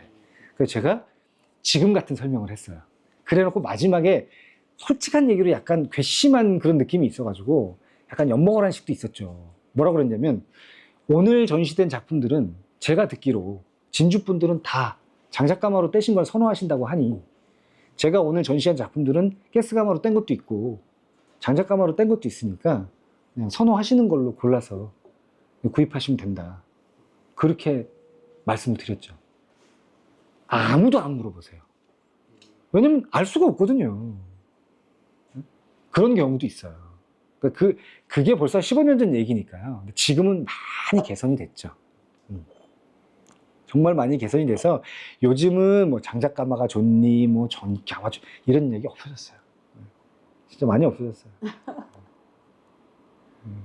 그리고 이제 요 종류가 뭐냐면 요즘에는 이제 도자기라는 흙이 가지고 있는 물성에 다른 재료의 성질을 다른 것들을 접합을 하는 그런 기법들이 이제 활용되기 시작했는데, 그게 이제 지금 여기에 올라와 있는 도자기 위에 은을 입혀서, 예, 다 은이에요. 은인데, 은이 왜 우리 보면 그 황하고 접촉하게 되면 까맣게 변색이 되잖아요. 그래서 일부러 황 성분을 갑자기 줘서 변색이 급격하게 일어나게 일부러 만들어서 요건 변색을 시킨 거. 요거는 그냥 그대로 은으로 놔둔 거. 그러니까 이렇게 은이 찐덕찐덕한 거랑 섞여 있어요. 물감이. 그럼 그거를 도자기, 재벌된 도자기 위에 발라요. 그래서 그거를 다시 800도에 구워요. 그러면 그 접착제는 싹 날아가고 은만 여기에 딱 안착이 되거든요. 그럼 그거를 은 전용 사포가 있어요. 그걸 가지고 막 문지르면 광이 나요. 이제 광을 내고 나서 놔두면 이게 끝. 그걸 가지고 다시 이제 황성분을 여기다 입혀서 변색이 되게끔 유도를 하면 이제 각기 이렇게 검은색이 나오기도 하고 펄색이 나오기도 하고 이렇게 다르게 만들 수가 있는 거죠. 네. 그런 기법들이에요. 철이라 그래도 이게 또 흙이라 그래서 철 성분이 많이 들어가면 그러니까 항상 어디 가서 도자기 좀 아는 척 하시려면 이렇게 딱 뒤집어 보시면 돼요. 유약이 안 묻어있는데 쓱, 아, 백자네. 딱 이렇게 내려놓으시면 되는 거죠. 이게 백자인 것처럼 보이잖아요. 근데 만약에 딱 뒤집었는데 흑 색깔이 까만 백자가 아닙니다. 하나는 철이 안 들었는데 다음에 철이 들었는데 그래서 아닙니다. 그 철. F2가 아니고요. 재민이 것도 들어가야 돼서 죄송합니다. 끊고 다시 갈까요? 혹시 아까 그 얘기했던 게 영상에 담겨도 되는 내용? 아니 그건 괜찮은데 질문을 좀 받아야 돼요. 혼자 말씀 많이 하셨는데 너무 좋은 얘기 하셨는데 궁금한 거 있으시면 좀 15년 전 그 얘기는 그 영상 굳이 안 빼도 되는 거? 15년 전 뭐였죠? 아까 어떤 거기 그거 네가 얘기한 게 이상한 거야 지금. 그래요? 아니 촬영하면서 샷업. 제가 어떤 그걸 언급을 안 했기 때문에. 그죠 네, 그건 네, 네. 그래서 혹시 실명 없으니까. 실명 나 누군지 알아. 이거 자를게요. 누군지 알아요 무슨 아니 후배가 선배를 자른다. 아니 무서운 거. 실명이시죠? 키라고 아유 부모야. 아이 그 사람들 때리라고 할 텐데. 아깝다. 이가 너무 아파서 저 질문하시기 전에 그 카메라가 이동해야 되니까 손을 들어주시기 지금 시간이 별로 없어가지고요. 음. 15분밖에 없어요. 그러니까 한 사람당 하나씩만 했습니다. 혹시 질문 있으시면 뛰어나신 윤성호 선생님. 그러지 말고 질문을 하나 드리세요. 그냥. 네, 여기서 제일 마음에 드는 건 어떤 거예요? 저는 개인적으로 꺼내자마자 마음에 들었던 게 이 그 구성사주였는데 요거. 그래서 네. 저 이제 새로운 기법으로. 작가님 얘기 들으면서 더 마음에 와닿았던 게 아까 이제 세월이 지나면서 완벽한 아름다움이 아니라 조금 더 다른 모습들을 보면서 자기가 조금 어떻게 보면 좀 찌그러진 모습 이런 것들을 보면서 사람들이 위로를 받기도 한다라는 말씀을 하셨잖아요. 사실 좀 일단 이게 제일 마음에 들어요. 우주 같은 느낌이 들었고 그리고 제가 원래 여러분들이 알고 있던 달항이보다 이게 더 달 모습에 가깝지 않나 라는 생각이 달 표면처럼. 네 맞아요. 이렇게 하면 달이 유연이 되고. 네. 네. 그런 생각들이 이제 얘기 들어서 그런 생각들이 들었던 것 네. 같아요. 그러니까 지금 말씀하신 저 부분이요.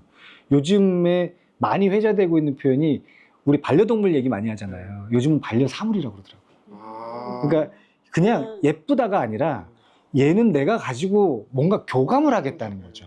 그러니까 무생물이기는 하지만 그냥 물건으로만 그냥 취급하러 마는 게 아니라 얘한테 뭐를 담아서 얼마나 어떤 차를 우려서 나한테 얼마나 뭐가 오게끔 만드느냐 뭐 이런 것까지 생각을 하고, 예, 뭐 이렇게 달 표면을 상상한다든가 뭐 뭐를 보면서 뭘 떠올리면서 걔하고 그런 식의 대화를 계속 이어나가고 오랫동안 함께하고자 하는 마음을 갖고 이런 쪽으로 많이들 옮겨가더라고요. 예. 그래서 동반사물, 반려사물, 뭐 반려기물 뭐 이런 얘기들을 많이 쓰더라고요 요즘에. 선생님은 뭐가 제일 마음에 드세요? 저 말고. 잠깐만요. 좀 카메라 좀 보시겠어요? 안 하셔도 돼요. 저 절대 싫어요. 안 주시네요. 같은 생각인 게 그 분성사기가 좀 해학적인 무늬가 많잖아요. 그렇죠. 그래서 저도 호암미술관 가는 게 제 어. 어렸을 때는 되게 개방적이었거든요. 지금도 멋진 전시 네. 끝나긴 했다. 아니 그 전에 그 에버랜드 있을 네, 때 네, 네, 거기 네. 다니면은 분청사이가 진짜 많았어요. 근데 보면은 진짜 거친 해학적인 막 이런 게 더 우리한테 와닿는. 그리고 제가 느끼기에도 다랑아리는 가서 말씀하신 대로 일본에서 젠 문화에서 가르친 그 교수 기법에서 나온 작품이 아닌가 오늘 느꼈어요. 네, 네. 그러니까 그 해석이. 네, 그 영국의 유명한 도예가 중에 버나드리치라는 도예가가 와서 그랬대요. 우리나라 와서. 이건 다랑아리는 한국의 아름다움을 그대로 투영시킨 뭐 걸작이다. 그럼 사가지 가서 대형박물관에 갖다 놓고 뭐 그러면서 이제 좀 약간 이슈가 된 것도 있고. 그러니까 약간 좀 그런 것들이 제가 대학 생활할 때 너무 많았어요.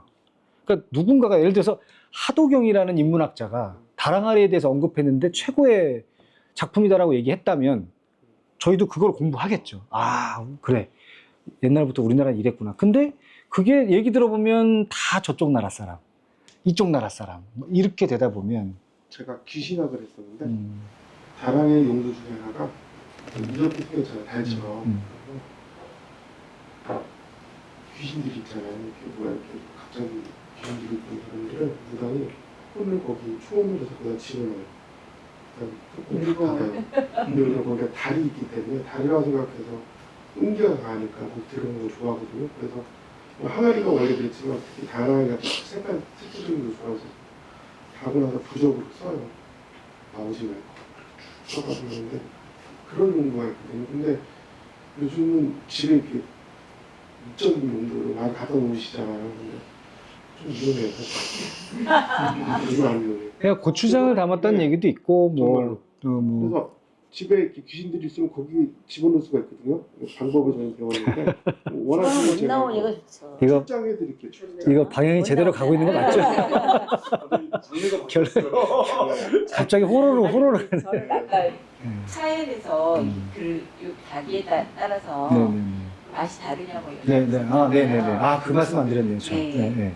그래서 유약을 저는 옛날에 물론 최근에 들은 게 아니라 다 유약을 바르면 이제 매끄럽잖아요. 근데 그래갖고 별로라고 생각하고 이런 거는 아무래도 스며들어서 여기에 그런 저기가 있어서 그런지 그래서 그게 같은 차인데도 이게 종류에 따라서 어떻게 맛이 다른지.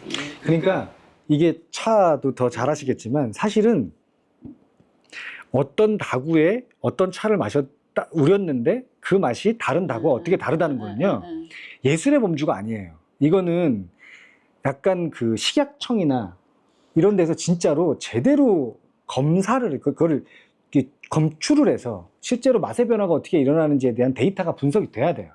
근데 사실 너무 많은 사람들이 하고 있는 이야기들은 기본적으로 백자는 완성된 도자기라고 말씀드렸잖아요. 그러면 그게 왜 완성됐다고 얘기하냐면 유리하고 가장 가깝다고 생각하시면 돼요. 그러면 유리는 차구에 연계성이 전혀 없겠죠. 그냥 뜨거운 물과 차구에만 반응이에요. 유리는 어떤 영향도 미치지 않죠. 차에. 그렇기 때문에 백자는 미세한 맛을 내주는 녹차나 뭐 이런 거와 잘 어울린다. 근데 분청은 입자도 거칠고 아까 말씀하신 대로 스며들기도 하고 여러 가지 그릇과 물과 차 사이에 뭔가 알 수 없는 촉매작용을 계속 얘네들이 반응을 일으키고 있기 때문에 뭐 맛이 순해진다든지 써진다든지 뭐 한다든지 이런 얘기거리가 많이 나온다고 얘기를 하고 있는 거거든요. 근데 그게 제가 듣는 사람들한테는 한 번도 과학적으로 분청사기에 마셨을 때는 어떤 성분이 차에 영향을 주기 때문에 이게 차에 무슨 성분과 만나서 이런 맛을 유도해낸다라고 설명한 사람은 아직 못 봤어요. 아, 네, 저는 아까 그렇게 얘기를 하시는 줄 알고. 왜냐면 그러니까 이거 유리가 진짜 차에 그 순수한 맛을 낼 거 아니에요. 그렇죠, 같은 그렇죠. 경우에는. 네. 근데 이제 만약에 이런 거 같은 경우는 이 차도 마실 수 있고 저 차도 마실 수 있고 그러니까 차가 섞여서 섞이죠. 예, 실제로 영향을 줘요. 그러니까 네. 우리가 알고 있는 자사호라는 것도 중국의 흙이 유약이 없는 네, 흙이잖아요. 맞아요. 그러니까 그 흙도 역시나 찬물이 그릇 속에 영향을 주기 때문에 이 차 맛이 그릇과의 관계가 분명히 있는 거예요. 근데 그게 어떤 영향인지 우리는 알 수가 없어요. 그렇기 때문에 어찌 보면 되게 개인적인 걸 수도 있고요.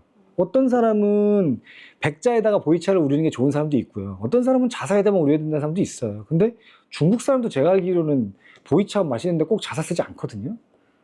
그러니까 우리나라가 조금 우리나라 성향이 그런지는 모르겠는데 너무 정확하고 뭔가 정확히 알고 싶어 해서 그런지는 모르겠는데 대만에 가서 차를 테이스팅을 해도요. 우리나라 사람들만 물어본대요.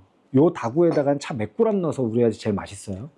우리나라 사람들만 물어본대요. 그러면 그 대만 사람들이 되게 당황스러워한대요. 그냥 대충 넣어. 알맞게? 뭐 적당히? 뭐 이렇게 얘기한다는 거죠. 근데 실제로 그래요. 그러니까 똑같은 차와 똑같은 다구를 누가 우리느냐에 따라서 맛이 천차만별로 달라요. 네. 인정합니다. 네. 그냥 차만 마셔. 이게 제일 좋아요. 차만 먹어. 이상하셔가지고. 근데 너무 근어머리 같아요. 근데 나도 문어를. 저한테 오세요. 저는 그냥 먹자 중이에요. 근데 그게 우리나라 특징인 것 같아요. 그러니까 우리나라는 다래라고 하잖아요. 차례. 그리고 물론 그 차례가 차례는 아니지만 다래. 그러니까 우리는 다래라고 하고 중국은 다예라고 그러고요. 다예사 불러요. 다예사, 차예사 뭐 이렇게 불러요. 일본은 다도라고 그러잖아요. 그러니까 실제로 일본은 형식이 앞서 있어요. 그렇게 해야 돼요. 이 차 맛이 뭐고 그런 거 다 필요 없고요. 시키는 대로 해야 돼요. 근데 중국은 일단 차가 다 맛있어요. 걔네들은. 그렇기 때문에 엄청난 퍼포먼스가 가능해서 예술의 경지예요. 진짜. 근데 우리는 사실은 약간 선사상과 결합해서 모든 우리나라 사람들이 차를 즐기는 민족은 아니었기 때문에 차가 귀하기도 했고 그리고 어떤 정신과 연관되어 있는 그런 것들이 많아서 우리는 다산초당에 가도 우리 정약용 선생님께서는 바위 위에 앉아서 산을 보면서 차를 마시고 시를 읊고 뭐 이런 그런 뭔가 우리나라는 되게 뭐라고 그래야 될까요? 예와 어떤 그 사상과 정신과 선비 뭐 정신 뭐 이런 게 다 녹아 있어요. 차 문화에. 근데 일본과 중국과는 다르거든요.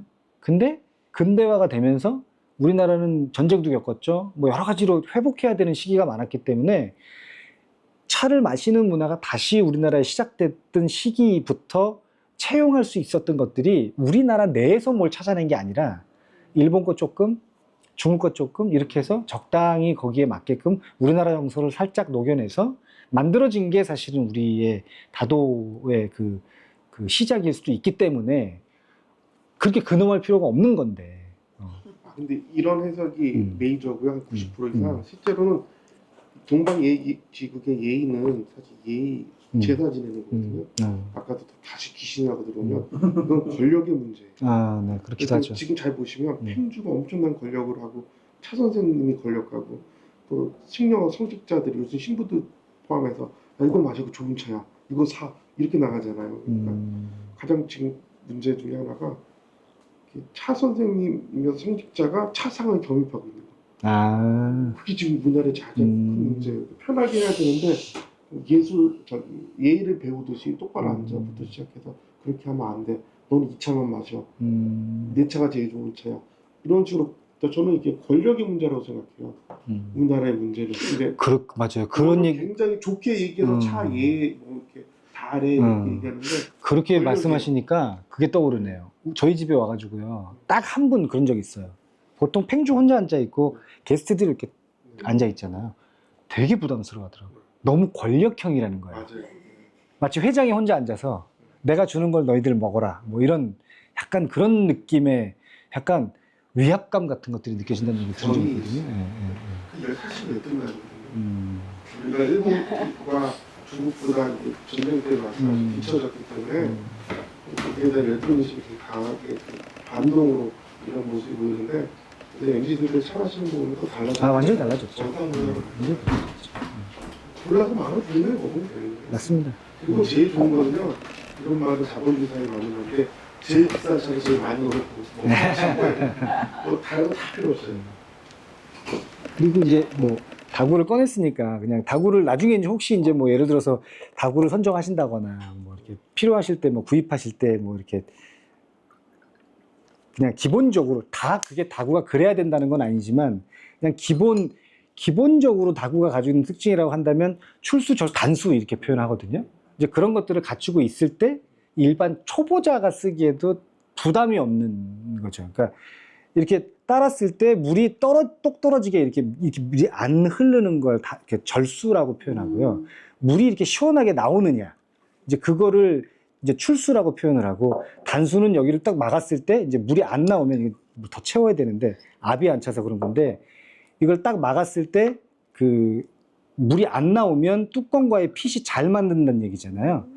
그래서 이제 그런 것들을 기본적으로 봐요. 이렇게 했을 때 그러면 안 나와요? 나오네요.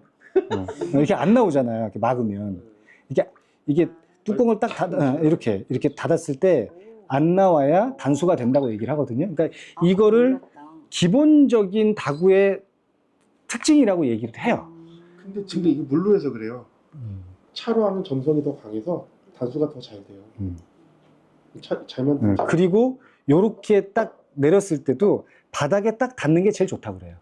이렇게 이게 이렇게. 이게 얼마짜리예요, 조를 근데 이게? 지지 않는다는 거예요. 왜요? 아니 왜냐면 지금 썼으니까 중고됐고 잘안 받으니까 싸게 좀 살 수 있을 것 같아서 이런 것도 자르지 마. 아, 그렇구나. 이게 네, 네, 딱 네. 하면 이게 정확하게 평면이 네네네. 된다는 얘기네. 그랬을 때 아. 들었을 때 무게 중심이 제일 편안하게 들 수 있다고 얘기를 하는 거죠.